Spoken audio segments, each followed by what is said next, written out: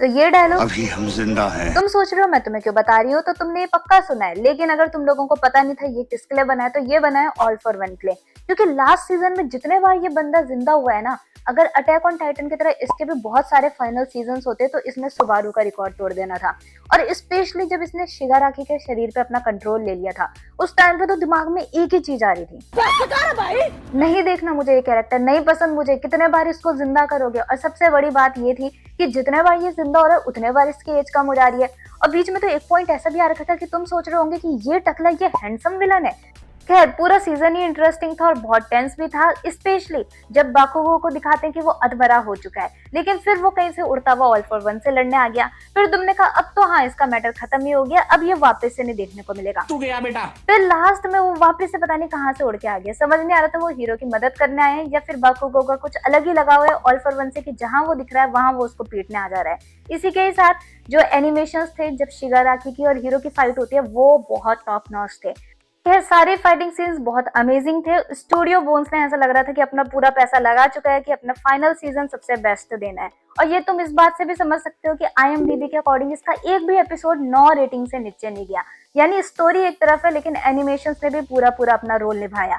अब वैसे तो इसकी इतनी बात नहीं हो रही पर डिजर्व करती है ये पूरा पूरा अप्रिसिएशन, क्योंकि बहुत कम ऐसी एनिमे है जो 8 सीजन सिर्फ 10 साल के अंदर दे दें, और उसमें भी एक कंप्लीट एनिमे दे बिना किसी एनिमेशन के छेड़छाड़ के साथ। एक परफेक्ट एनिमे हो सकती है, जिन लोगों ने आज तक नहीं देखी वो भी जाके देखो, और जिन्होंने 5th सीजन में छोड़ दी थी वो भी आगे कंटिन्यू कर सकते हैं क्योंकि काफी अच्छी एंडिंग है।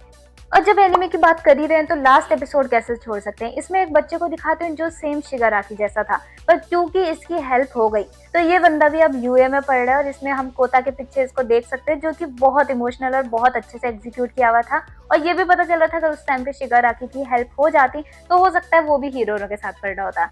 वैसे तो बहुत लोगों के लिए पूरा सीजन ही इमोशनल रहा होगा, लेकिन मेरे लिए वो एक शब्द जो दाबी ने बोला था सोबा, भाई वो बहुत ज्यादा इमोशनल, बहुत ज्यादा चिल्स देके गया है, स्पेशली जब पूरी टोडोरो की फैमिली वहां खड़ी थी। उसके बाद एक सीन और था जब ये लोग बाहर निकलते और सब अपने बाप को ब्लेम करके चले जाते। हालांकि मुझे भी इंडिया वर इतना कोई खास पसंद नहीं है, बट भाई तुम लोग भूल रहे हो कि तुम्हारी माँ ने भी एक बहुत बड़ा कांड किया है और वो साइड से निकल के बच गई है।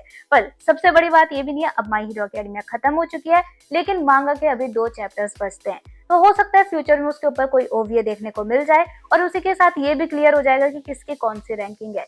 वैसे तुम पढ़ भी सकते हो, 2 ही चैप्टर है, काफी इंटरेस्टिंग है।